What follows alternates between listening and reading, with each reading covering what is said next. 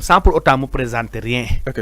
Mais comme DG, il campe sur sa position, il campe sur son refus abusif. Donc, il a décision de justice. Deuxième décision de justice, mingini.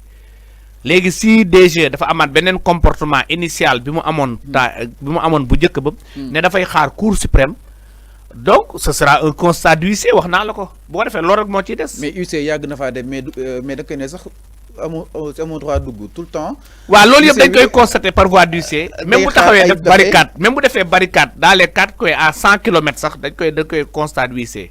La loi lui permet da koy def constat d'huissier bu ko fait le jour J mom lay déposer devant le conseil constitutionnel. Amul lenn lo xamné mënul forcer DG ci lenn. C'est l'administration sur le camp sur sa position de refus de remettre le gars ses fiches de parrainage. La seconde chose à faire c'est d'aller voir la Sénat. Si la Sénat refuse également mom constaté ko par voie d'huissier après mu dem déposer devant le conseil constitutionnel. Té bul faté dafa am Ousmane Sonko dafa am li nga xamné mom moy parrainage député. Amul fiche, mais il pourra mettre inscription sur une simple liste. Mais ñu ne conseil avec pièce à conviction. Le conseil constitutionnel amul lu muy comprendre. Li ko indi rek moy non kan mo wax lolu conseil constitutionnel c'est le juge du contentieux électoral. La situation de la candidature de Ousmane Sonko, il est dans une situation de contentieux électoral.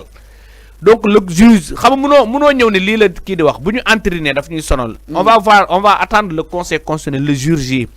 Le conseil constitutionnel mënul sëgg si situation Ousmane Sonko bi mënu ci sëgg bàyyi mu jàll mënu nekk il faut que mu prononcer aussi de manière intégrale.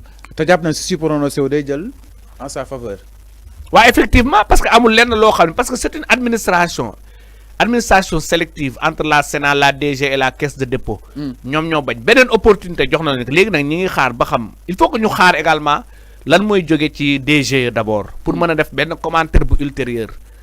Il faut que ñu xam nga information dafay évoluer actuellement am nga décision de justice bu ko favorable bu wax ci contumace bi nga xam ne sotti na léegi lundi ngay xaar li nga xam ne moom mooy jóge ci DG bu ñëwee nga doog a xam exactement lan mooy les suites mais au cas éventuellement li ñu wax ni noonu lay mën a def pour dem déposer ces pièces mën na déposer même sans pièces de sans attestation de dépôt ci caution bi mën na déposer également sans parrainage mën na wut liste boppam inscrire les députés vont remettre au conseil constitutionnel. Mais est-ce que dina am valeur mais dans le code électoral.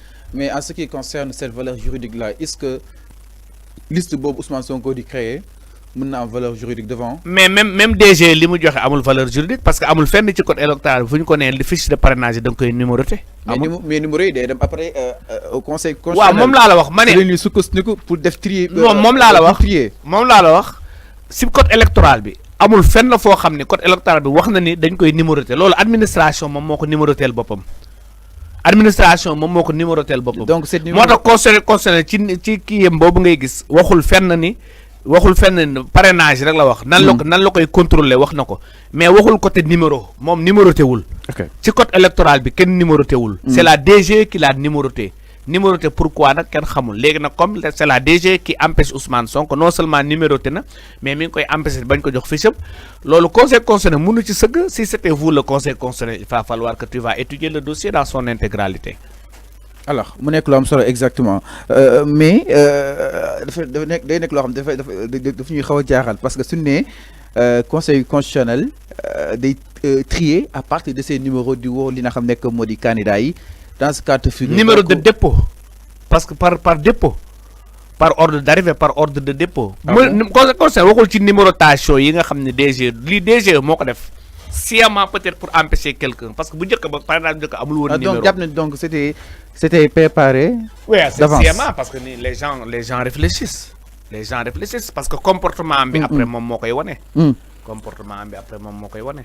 Alors décision de juge bi donc disponible na exactement mais si c'est bien débat moo ñëw article L45 alors je pense que Ali communiqué bi sur le jegewee rek nga daal ñu koy dëttal exactement li nga xam ne que moo di li avocat de l'État du Sénégal yi daal di yëkki par rapport ak li nga xam ne que moo di justement recours bi nga xam ne tam ñoom annoncé nañ ko à travers si article L45 ñoom jàpp neen mu neen daal déposer seen ay recours devant li nga xam ne que moo di si kanam yoon ak wàllu yoonal mais en ce qui concerne quoi qu'on puisse sur li nga xam ne que moo di l'exécution de la justice là duñ ko mën a exécuter tant que yëf yi jeexagul Alors, donc, communiqué bi, le tribunal le président du tribunal d'instance aux classes de Dakar vient d'ordonner la réintégration Ousmane Sonko dans les listes électorales malgré l'arrêt de la Cour suprême en date du 17 novembre 2023.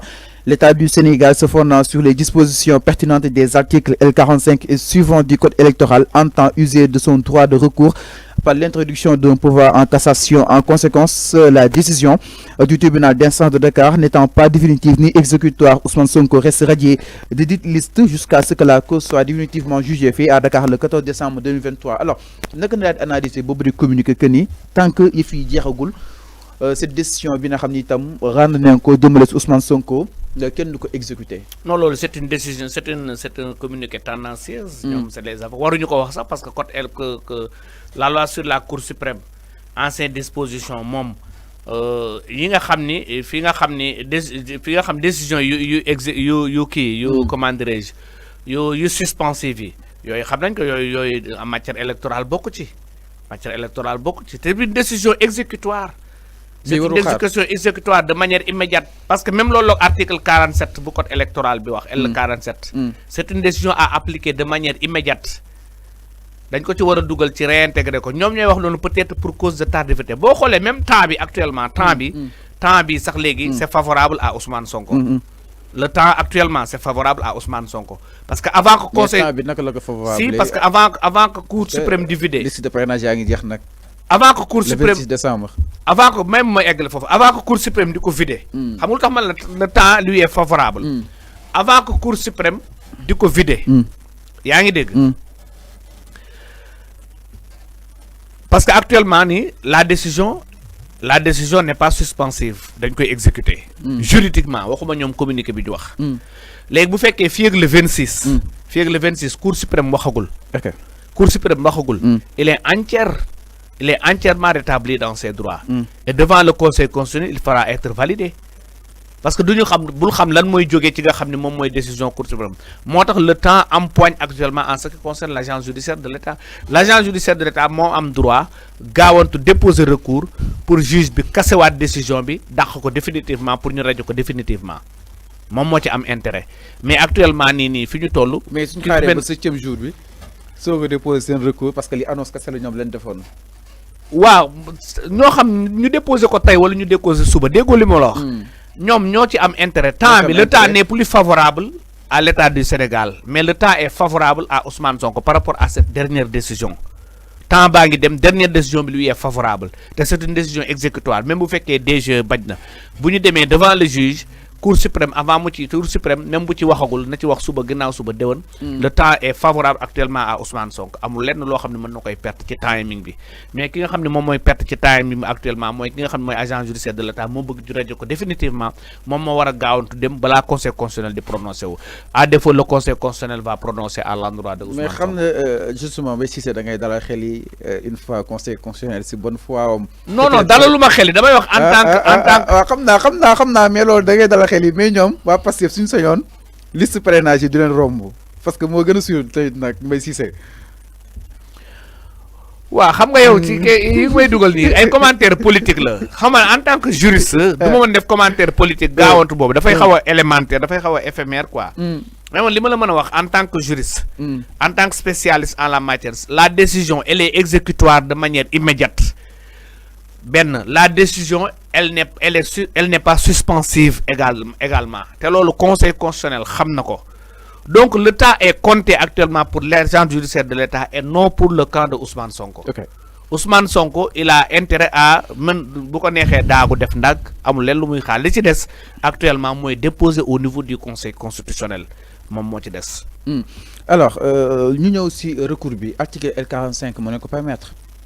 Ouais, effectivement am nañ ci droit am nañu droit def recours mais je pense que ce recours là c'est un recours de la honte parce que boo xoolee jóge woon nañu ci nga xam ne moom mooy Cour suprême Cour suprême statuewul en matière électorale ne ko léegi tu as statué en matière civile te devais statuer en matière électorale daal di renvoyer affaire bi te pourtant amoon na possibilité moom Cour suprême loi bi may na ko moom mu vidé affaire bi te par rapport ak loi bi mais également par rapport à sa jurisprudence mais mu préféré renvoyer ko bi mu ko renvoyer léegi la décision est devient encore plus favorable à Ousmane Sonko parce que kii également dafa gën a sécuriser waat décision am non seulement da ko gën a sécuriser waat da ko gën a verrouiller mais dans un contexte où la Cour suprême va siéger à nouveau avec les chambres réunies d'où la chambre pénale boo xam ne dina ko mën a appuyer ci fi nga xam ne moom la wax ci article 307 alors donc si toutefois ce pouvoir Cour suprême accepté ko ñaka atté woon du nga ko attewaat exactement dañuy réunir li nga xam ne que mu di les chambres alors Mbaye nga waxoon aussi Cour suprême il a deux possibilités soit mu daal di koy li nga xam ne que mu di rejeter soit aussi mu daal di koy accepter exactement est-ce que loolu mën na si leer sénégalais yi waaw Cour suprême moom soit mën na ko rejeter si mën na rejeter recours bi te boobaa c'est mu confirmer grande instance bu Dakar. Comment waa day ko bu ko rejeter ça veut dire que il confirme le tribunal de grande instance hors classe de Dakar. décision bi génn démb. ok alors mi ngi noonu alors aussi beneen coow mu daal di juddaat Mbaye ñu ne.